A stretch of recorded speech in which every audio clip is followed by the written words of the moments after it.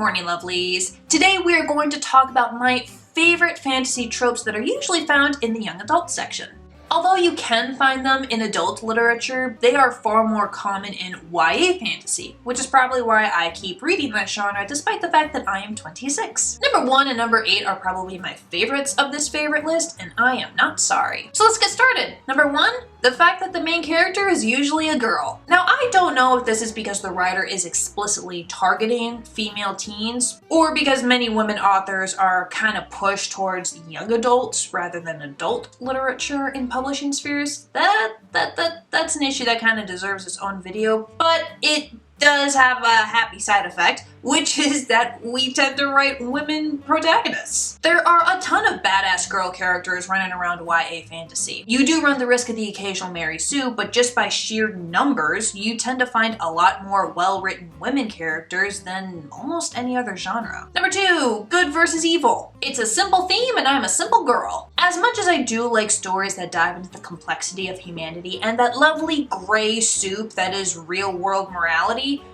sometimes I just need a very simple story of this is good, this is bad, and the good guys win. I mean, sometimes you just gotta feel good about the world and have some hope that, yeah, things are shitty now, but we can persevere and overcome. Number 3, the outsider. Sometimes it's the main character, other times it's the main character's best friend or love interest. Either way, there's almost always some sort of outsider in young adult books. A character who doesn't belong, who is shunned from society. Sometimes they want to belong and they spend their time trying to get in with the society. Other times they don't want to belong. Sometimes they pretend they don't want that, but they actually secretly do. But I think we can all relate to being pushed away from others just for who we are at some point in our lives. I mean, personally, I was bullied early on in grade school, so by the time I got to high school, that's around 9th grade for those of you watching this outside the US, I pretty much turned myself into something of an outsider. It took me a while to realize that not everyone around me was a shallow bitch.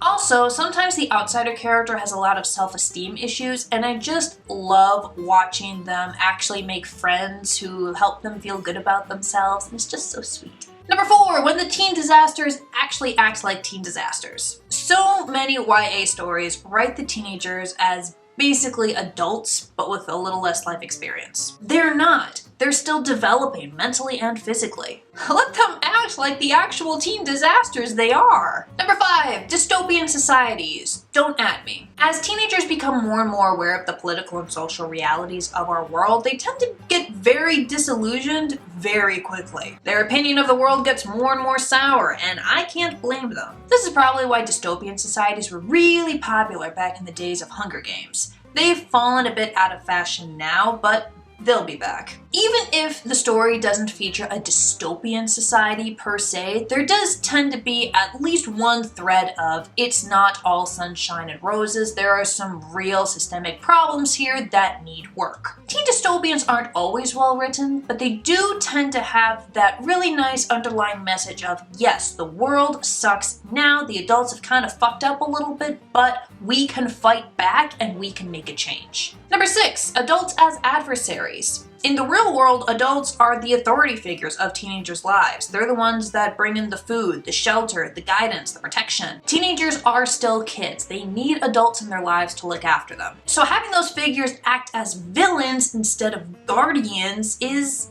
a little scary, and it provides an excellent source of conflict. If the majority of the adults in the teenager's life are villains, or at the very least very unhelpful, who do they turn to for help?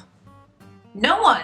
They have to handle the situation on their own. Number 7, bitchy bullies. It is such an easy way to get me to hate a character. Having the villain or some sort of antagonist just be a total bitch and a bully to the protagonist. I mentioned that I was bullied in school, right? It was the clique girl bullies too. When I was in 6th grade, they spread this rumor that I was dating and making out with this guy who I actually did not like all that much, and he did not like me. And then later, they spread the rumor that I was pregnant with his kid. Kids are weird. Bitchy bullies, like what you would find in Mean Girls except written a little more realistically, are some of my favorite villains because I love seeing them fall. Number 8, the protagonist friend group.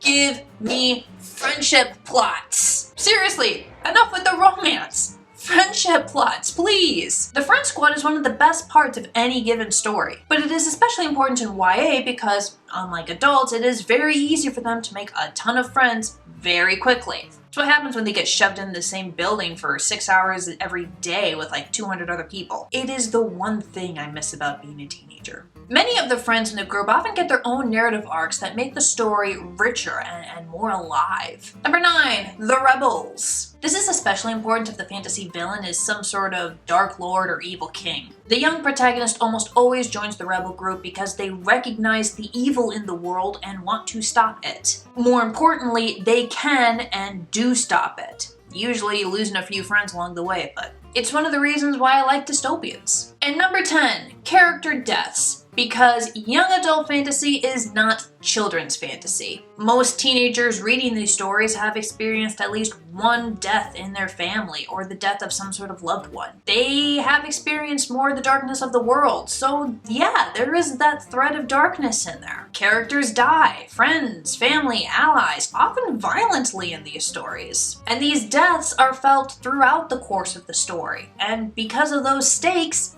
I get pretty invested pretty quickly. Those are my favorite YA fantasy tropes. Please tell me yours in the comments below. And if you liked this video, I've got a whole playlist of my favorite and least favorite tropes, which I will put right here for you to check out.